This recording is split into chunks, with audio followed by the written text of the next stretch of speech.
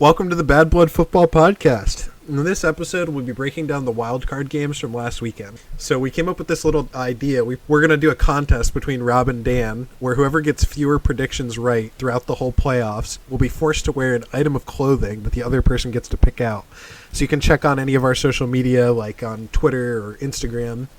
Just look up Bad Blood Football on those, and you'll be able to find us and see what we picked for each other. First things first, we're just going to go through the games and tally up the correct predictions. So for this Texans and Bills game, it was 22-19 in the Texans' favor, which Rob predicted. Obviously, the Texans are the better team here with Josh Allen's inexperience. For the Titans, they beat the Patriots by 20-13. Let's get it, baby. Get mad, Rob. You suck. The Vikings beat the Saints 26-20. Which both of them Such a fluke. Such a fluke. Yeah, neither of them predicted that right. They both got that wrong. Seahawks-Eagles game, they both got it right. The Seahawks won 17-9. He should have just been injured in the regular season, let's be real. First things first, we're going to go with this Texans and Bills game. It was super exciting, but honestly, I was not impressed by the level of play from either team. And, given that it's the playoffs, I think both of these teams have a lot to work on. So, first question will be at 6:02 in the third quarter, everything seemed like it was going wrong for the Texans. And Watson had been sacked 5 times, which is 5 times out of 27 plays total. So he was getting sacked almost 1/5 of the time that he snapped the ball. They were down 16-0. What do you think went wrong to put them in such a bad position? Let's start with Rob. All right, so this offensive line, you could have replaced an offensive line with the JV 7th grade football team, and they would have been just as good as these offensive linemen. Larry Tunsil on the left tackle position was just getting absolutely shit on the entire game. Damn right. It was an embarrassing show of professional play from this offensive line, and thank God Watson has legs, because if he was a stand-up pocket passer, he would have just gotten rocked every play because they were just horrible. Yeah, I totally agree with that. It was just really, really terrible level of play from them. So on the other side of that, though, how do you think the Bills managed to throw away that big of a lead? I mean, the Bills' offense in the first half came out hot. They did everything they were supposed to, especially with the first drive with Josh Allen running the 42-yard dash down the field to then turn it into a wide receiver toss in the end zone to Josh Allen in the corner for an easy tutty. And then once halftime hit, they just fell apart. I think their youth and inexperience in the playoffs got to them. Somehow the Texans found a spark, like J.J. Watt was telling all his teammates on the sidelines. He was saying, all we need is a spark, and they finally got one with the touchdown with Watson, and then it just kind of went downhill for the Bills. So, yeah, but I mean, you also got to remember, the Bills, they're just, their quarterback, their leader is just super inexperienced. Consistently, he was making bad decisions, throwing into double coverage. Yeah, it was showing it was ridiculous. Throwing triple coverage, just making poor decisions, especially in the fourth quarter when they needed him the most. They just completely threw away the game. In my opinion, they really, it was just not a good showing for Josh Allen. Even though he had a relatively good season, it was just not his game by any means. He had a very poor performance, and it was, unless you're talking strictly the first quarter where he had an absolute amazing show of his ability. However, he will progress into a good quarterback, but right now, he is not the quarterback the Bills need. He is terrible at this moment in time. He needs to work on his game to be better. They will be back in the playoffs next year. I will definitely tell you that. But to be there, Josh Allen needs to mature into a pocket passer and get those legs under him and make sure he doesn't make any more of those dumbass decisions like he made during this game. Yeah.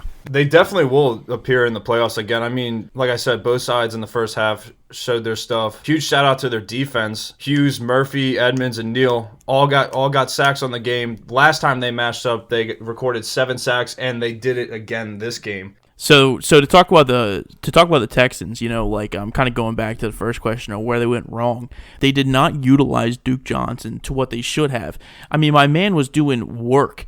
He was averaging 12.7 yards rushing and 10 yards receiving. They only utilized him 6 times throughout the game. This man was a beast. And obviously they wanted to get the run game going with Carlos Hyde, but he was only averaging 3 yards a carry at 16 carries throughout the game. It's just not they need to have a more diverse backfield. I mean, yes, Watson was, doing well in the second half, but that first quarter and the second quarter, that's the only time they used Duke Johnson. And I mean, no one else was pulling their weight. And he was obviously the workhorse, but then they decided they wanted to run the ball with Carlos Hyde, and I think that was a bad idea. I think if they would have used Duke Johnson way more than they used Carlos Hyde, they would have been up way earlier, would have had more sparks, and just would have been overall in a better position going into the half, besides, being down with a big goose egg on the scoreboard. So we talked about Josh Allen, but I'm wondering if you guys can think of any other key players that you thought underperformed or let the team down in, specifically key moments. I'm going to have to start here with Roby, the cornerback. He missed 2 key interceptions. One of them would have been a pick six. I'm talking about the Texans here. And one of them would have been a pick six, and the other one would have been another key interception that would have just stopped the drive cold and probably put the Texans in scoring position. Cut him. Cut him right away, man. He should have been cut as soon as he missed that pick six, in my opinion. But and the O-line, like I was saying earlier, the O-line just had a very poor performance on the Texans side of the ball. Like allowing 7 sacks is just unacceptable in the NFL. It should never happen.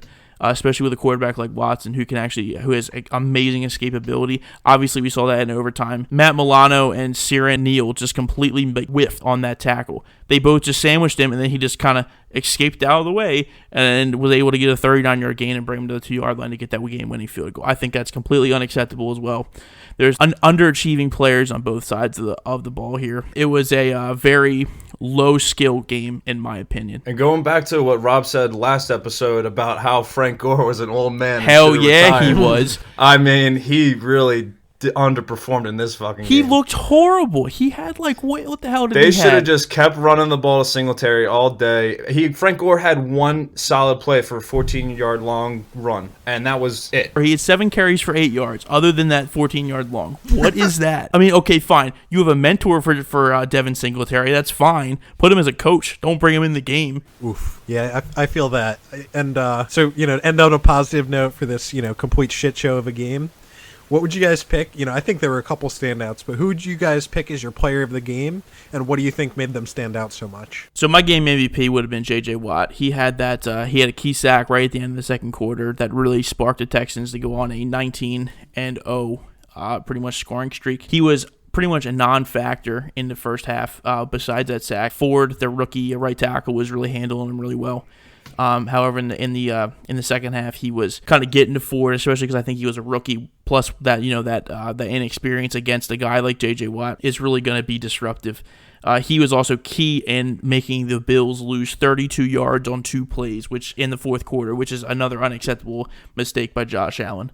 But yeah, like I was saying, J.J. Watt with his sack and a couple of batted balls, I think he definitely deserved the game MVP there. I think another honorable moment would be for, sadly, I'd hate to say it, Deshaun Watson. I mean, watching that game hurt me just as much as Bills fans, I'm assuming. I mean, the first half was horrible on offense for the Texans, but he found a way to turn it around, got the touchdown to spark the team on offense, got the ball moving, and worked efficiently on the offensive side. And he was kind of looking like he did in college too, with his ability to kind of stretch himself out over the goal line. I thought that was good to see him kind of like he was in college at Clemson. Definitely. The statistics would tell you that he played bad with all those sacks, but if you watch what happened on a lot of them, there were very few of those that anyone would have avoided. It was really an offensive line issue more than it was an issue with him, I would say. So let's just move on to this Titans and Patriots game. It's a little bit of a higher level for men of culture. The Titans took it 20-13. I'm pretty surprised as well. It was an upset, but so Rob, what do you think went wrong in this game? Why did you predict the Patriots to win? What happened that you didn't expect? Here's what I'm going to start with. New England has been a very solid team. They've been my team since I was young. Very solid playoff team. However, Brady needs help. He needs help at the wide receiver position. All of the receivers, minus Julian Edelman. However, Julian Edelman has been having an atrocious year with the most drops in the NFL right now, which is unexcusable for the level of play that Julian Edelman usually has. However, they need to get him weapons. All of his guys, like N'Keal Harry, he is slow, big, tight end at a receiver. How are you going to be a receiver if you're like that? He was buns. They need to get this man an actual receiver, and they will be doing better. Brady didn't look the best, but like I was saying, I think he needs help. He's missing Gronk, obviously. He's missing that check down. But other than that, I mean, Edelman had that key drop on third down that would have set him up for a field goal, probably leading to a win, to be honest with you. And that Brady pick six, I think he did that intentionally to get them to try to get a chance for a comeback, but who really knows? Well, who would have thought it? I'll tell you who. I fucking did. I picked the Titans from the start. I'll tell you what. Great pick on my part. Because Derrick Henry, as I said last episode, ran the damn ball down their throats. He had 182 yards, and his longest run was 29-yard and a touchdown. He averaged 5.4 yards a carry. I gotta be honest, besides Derrick Henry on that offense, he was the only star on that team. Ryan Tannehill was having... Ryan Tannehill, an atrocious day. You're not wrong. He underperformed that game. Honestly, like I said, Derrick Henry was the whole team, the star of the team, and they're gonna have a tough matchup next week. I don't know how it's gonna turn out, but for this game, they really whooped the Patriots' ass. I'm very proud that I picked them in this week, and let me get the predictions correct next week. Let's go. So that's that New England defense really underperformed this week. The only person that could stop Henry was Dante Hightower. He was the only one. He had 9 tackles and 8 solos in a tackle for loss. He was legitimately the only one on that defense that actually had the ability to tackle Derrick Henry. He was running downhill the entire game. And did I not say their defense's performance was plummeting? No, you definitely did. And I'm still disagreeing with you because obviously Ryan Tannehill could not throw the ball whatsoever because the corners were still shut down. It was just the run game was the biggest problem. And they had no other stars in that defense whatsoever. It was poor play by the defense. However, the cornerbacks and the safeties did well, I must say. And speaking of Ryan Tannehill, I'm looking at his stats right now. He had a 24.7 QBR with 2 fumbles. I just can't get over that. But sorry, I don't know, man. And I don't want to keep harping on Ryan Tannehill. However, he's terrible. Logan Ryan with that pick 6 was pretty good. He's an ex-Patriot as well. Unfortunately, I think he also had the offensive playbook to jump that play just like that.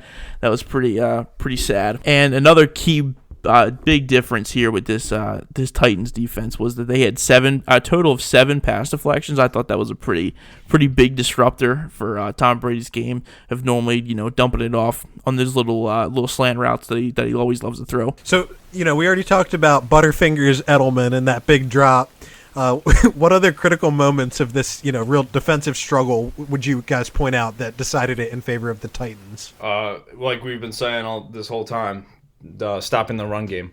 I mean, they did a phenomenal job on the back end with their DBs covering all of the Titans receivers. They shut down A.J. Brown, the standout that I mentioned previously. They took away that aspect of their offense, but they could not stop Derrick Henry. That was their biggest struggle, obviously. 100%. I mean, and he was looking like he was the senior on the freshman team, to be honest with you. It wasn't even a game, and it was a little bit embarrassing to call myself a New England fan right there because New England should have had them in the first quarter. They should have just kept going up and up and up on them but they kept getting stopped. They got stopped on a 1-yard line and couldn't score. What is that? You can't push the ball in on the 1-yard line. That is embarrassing. Great red zone defense, baby. You're damn right it is. And you can't argue with that. I mean, granted, Mike Vrabel was the outside linebacker. I mean, I'm sure he's got it. Jeez, I do. It was just it was a pity party, honestly, at this point.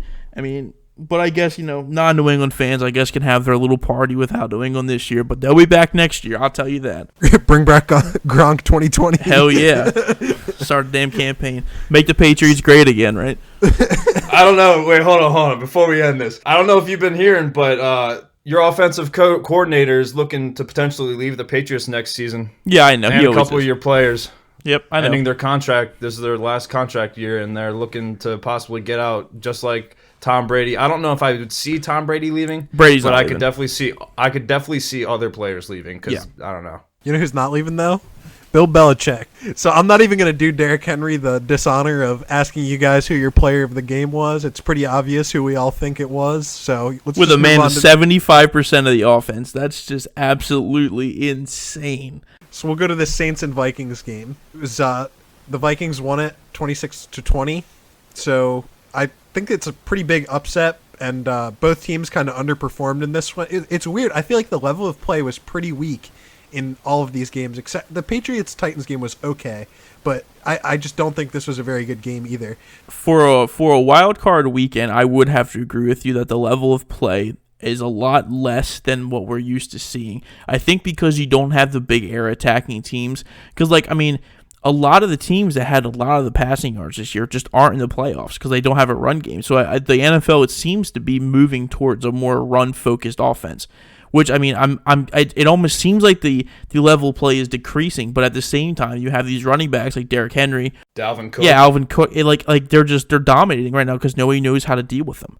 So, what do you guys think that the Saints could have done better this game?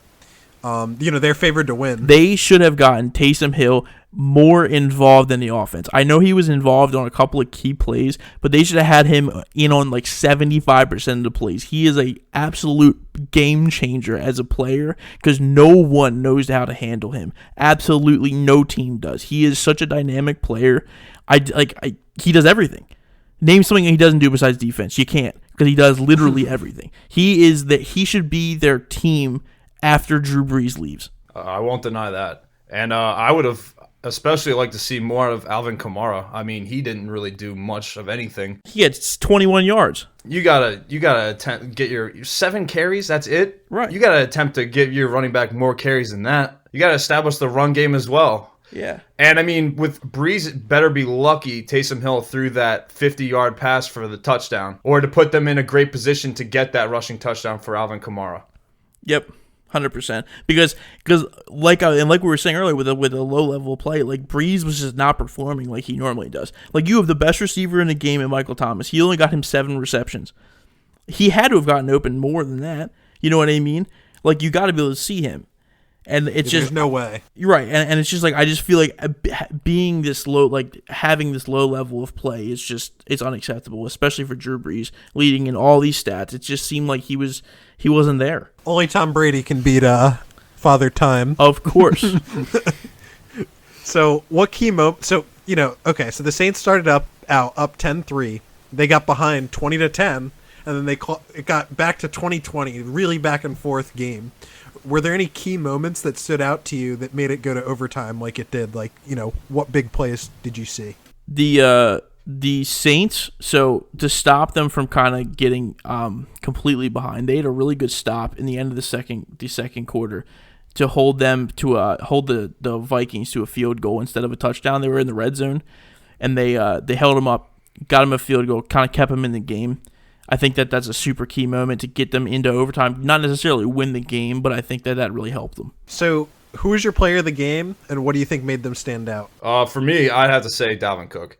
I mean, there was poor tackling on the Saints defense all game.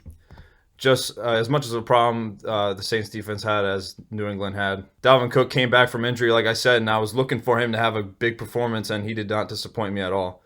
He ran the offense well, and besides that, when you establish the run game, it helped Kirk Cousins out a lot because it opened up a lot of options on the field as well. And he performed phenomenally when all the doubters out there were saying that he could not win a playoff game. And you know what? He came out there and did it. Although me and Rob picked the Saints to win this game, I guess he showed us up. I guess so. I'm actually going to disagree with you on Dalvin Cook. I mean, a 3.4 yard average on 28 carries, I don't think that's that good. I think that's repetition getting to the defense a little bit. But I mean, that's your choice. He did have 2 touchdowns at 22-yard long. And they also should have got Madsen in a little bit more. I think he was doing good work. But my player of the game is Taysom Hill. Like I was saying, the most dynamic player in the NFL right now. They should have had him in more. 50 yards passing, 50 yards receiving, 50 yards carrying. I think he was absolutely dynamic. He had a great game. If they would have got him in more, I think they would have definitely had a better chance to win and not be in overtime. I think defenses, like I was saying earlier, they don't know how to deal with him. And if they would have gotten him in more throughout the season, I think he would be undoubtedly the league MVP because he is so dynamic. I think he is just an outstanding player who deserves way more than he's getting right now. And I think you'll begin to see him in the NFL, like players like him in the NFL a lot more as the season. Yeah, it's a crazy kind of player. It's really interesting what they're doing with him. Actually, Rob, let me ask you a question. How did you feel about the overtime touchdown pass to Rudolph in the corner? Do you think there's enough controversy there that they should have held the finale and reviewed the play? They definitely should have reviewed it. I mean, I think that's unexcusable. That's unheard of that they haven't because he extended that right arm out. I mean, that's almost blatant offensive pass interference to get him away. And now time and time again, the Saints have just lost their first game in the postseason 3 years in a row. To these crazy plays. Yeah, it almost seems like the NFL should move towards a college overtime rule set where the other team should be able to have a rebuttal regardless of whether or not it's after the first drive or not.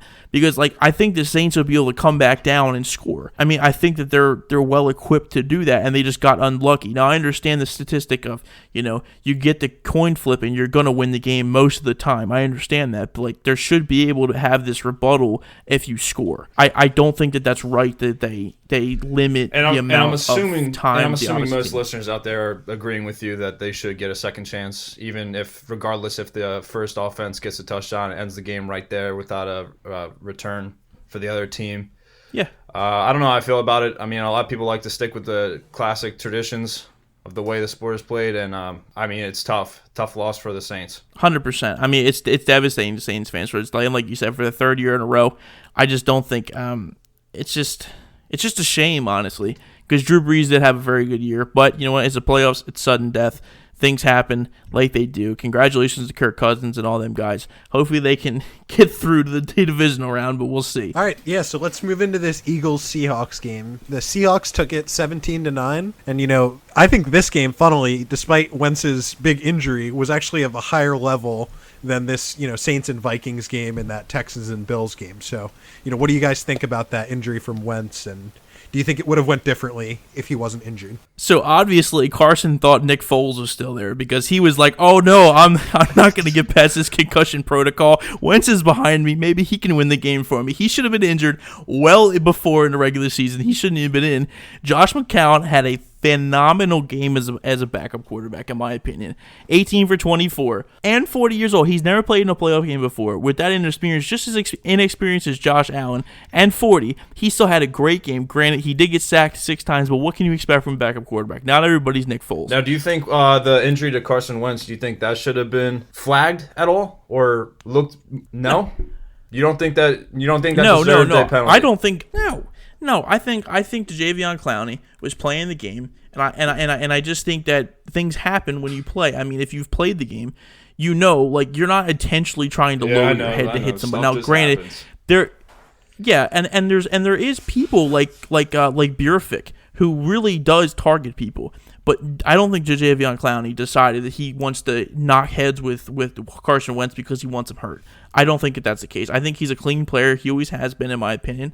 And I think people that say it was targeting, I think are just blatantly wrong. And it's the playoffs. They got to let them play to some degree, right? Like, you can't call stuff like that. Yep. Yeah. 100%. And I don't know. I was kind of disappointed by this game. I honestly found the Vikings and Saints to be more entertaining than this game. I mean, the Eagles offense only getting 3 field goals. That's pretty sad.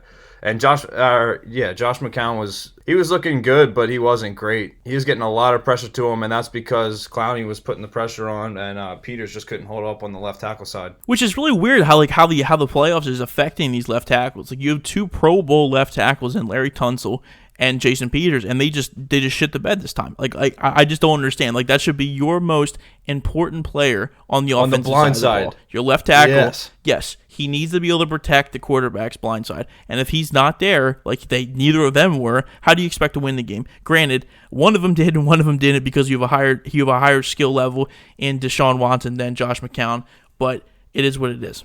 Yeah, so this game was pretty low scoring at just 17-9. So what key plays did you guys see that kept it from swinging in the Eagles' favor? As Dan said, they got held to 3 field goals. That's pretty poor. So, what happened on the defensive side from Seattle that stopped them from getting above that? I think, obviously they had multiple sacks. Like, their defensive line did their job pretty well. They put a lot of pressure on them. Yep, and they sacked him when they really needed it. So they sacked McCown on 4th down in the red zone.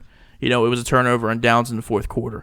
That's just great defensive play right there. So, it wasn't all bad for this game. Who do you think the best player in this game was? Who's your player of the game? So mine was DK Metcalf. He had a very explosive game. He's an absolute monster. He's huge, big physical receiver who made plays when they counted. He had that Eddie George type touchdown where he just full extension getting that ball all over the plane. Even though Eddie George couldn't do it, he obviously wasn't as good as DK Metcalf. He was, for a rookie, perfect in crunch time, in my opinion. He was able to prove his ability. Unfortunately, receivers got drafted before him somehow, and he somehow went to the second round, which I still am in shock and awe about. But yeah, he had a solid performance of 160 yards on 7 receptions and a TD. I just think he had an absolute monster. I think an honorable mention on the other side of that would be Russell Wilson. I mean, he did a great job. He did a phenomenal job in the postseason game. Him and Pete Carroll are legendary for their post-game appearances. He performed really well. He moved the ball. He had a scramble and gained some yards. He did a lot of third down conversions with, DK Metcalf and Tyler Lockett, which were crucial for their movement of the ball, and especially at the very end of the game when they had to secure their win by advancing on the third down with DK Metcalf for the 20-some yard catch to just run out the last minute and 37 seconds of the game. Yeah, and to really speak to your honorable mention here with Wilson, I mean, he had incredible escapability all game. And he was super accurate, great pass placement, and I think he was very like I was saying, he was very accurate. He had good head on his shoulders, thankfully, for him. He was making good decisions. He was throwing into double coverage sometimes, but I mean the Eagles secondary minus Jenkins was absolutely atrocious. I mean, well, and he probably was forced to throw into double coverage because he was getting chased down by the Eagles D-line. I mean, Cox did a hell of a job off the edge and on the nose tackle. He did a great job on defense. Well, I mean, yeah, but the Eagles D-line, I mean, they had 11 QB hits and only 1 sack. Like, they're just not finishing this game, like the game.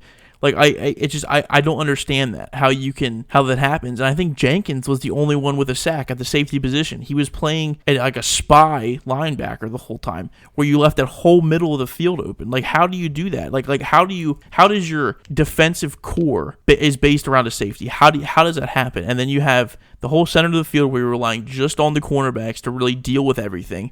In your cornerbacks, you don't have Darrelle Revis and Stephon Gilmore on the outsides. Like, you don't have these high-level cornerbacks on the outsides to really be able to rely on them to be able to have a spy safety. It just doesn't make any sense. Definitely, and like the play you're referring to when they had to bring Jenkins in to spy on Russell Wilson, because the last time he did a third down conversion by just running up 15 yards just to get it.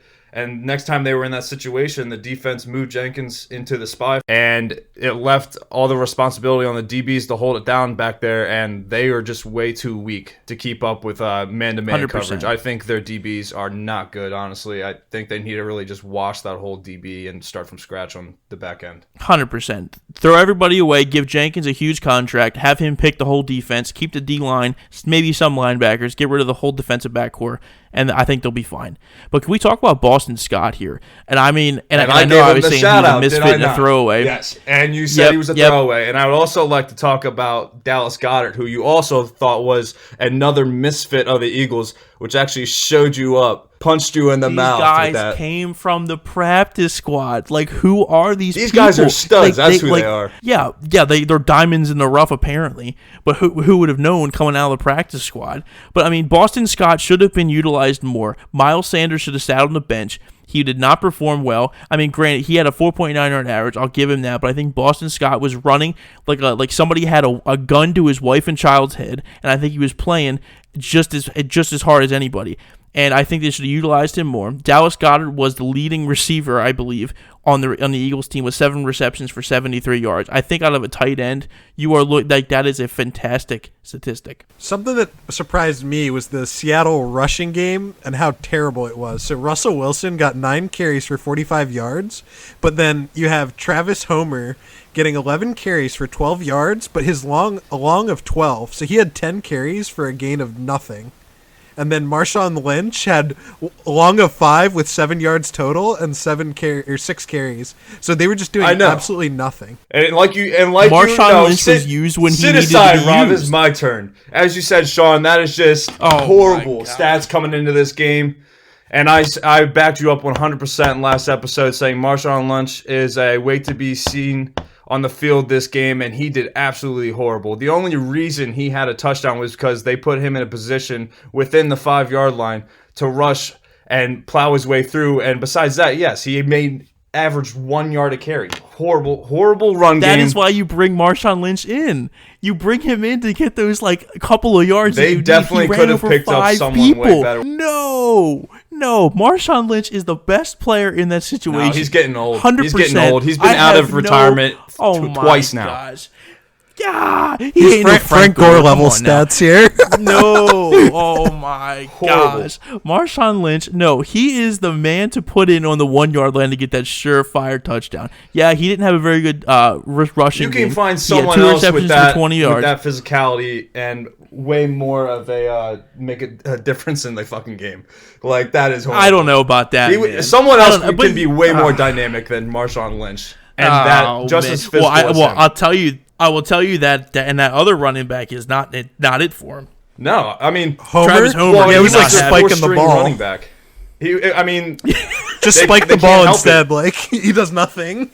like you said, they ran through their running backs. They have 3 running back injuries late in the regular season. One starting in week 12 and 2 in week 16. And then it was up to Homer, and then they had to pick up Lynch. Their running back depth chart was down to 2, and they were both underperforming. Horrible. But you gotta draft and pick up free agents for that situation. You know what I mean? It's like I feel like that's almost unacceptable to happen. Of like you don't have these producing running. I mean, I guess the Eagles are lucky to find the diamond in the rough of Boston Scott to be able to come in for that. But like the Seahawks organization should have definitely drafted. They drafted Homer way late in the draft, so they probably just saw a little bit of potential and thought maybe he could grow, and they definitely didn't see him having to step up in that position and be the starting running back for them in the postseason right out of his rookie season. I mean, I guess, yeah. I mean, you really can't look that far into the future, but still, I mean, I don't know. The Eagles did a better job drafting, in my opinion, or I guess practice squad snatching, I guess, if you want to call it that. They just need to do a better job recruiting DBs. Yeah, most definitely. And receivers. Get some receivers in there. Get someone with fucking hands. Get this man some help. And also, while they're at it, just fire Wentz. Get him out of here. They don't need him. Call Nick Foles up. Tell him, we need a Super Bowl MVP. We need to get back to the Super Bowl. Bring him back in, and then it'll be Super Bowl over. Do you think they should also bring in Eli Manning? They might as well. Hey. Eli is a Hall of Famer in my opinion. He beat the world's greatest team, the New England Patriots, twice. He's got. I don't know anyone else. He's a 500 quarterback. He's a 500 quarterback. So bad. He's still a Hall of Fame. He holds great stats, even if he's a 500 quarterback. He's still going to be in the Hall of Fame. He's got almost as many. He does have as many Super Bowl wins. He'll get there. He'll get there. It's just he shouldn't. He shouldn't. All right, let's wrap this up. Check out our Twitter. Look up Bad Blood Football Podcast. You'll find us, and just you get to see the. And leave us some comments, if anybody disagrees with some of these opinions here. And I want to argue with you in the comments. We want to see why you're wrong. We'll tell you. And definitely feel free to comment and trash the Patriots for Rob. He'll appreciate that. Oh, come on now. Dude, they're great to see you. Go Derrick Henry. All right, see you guys next week. We'll release another episode on Friday.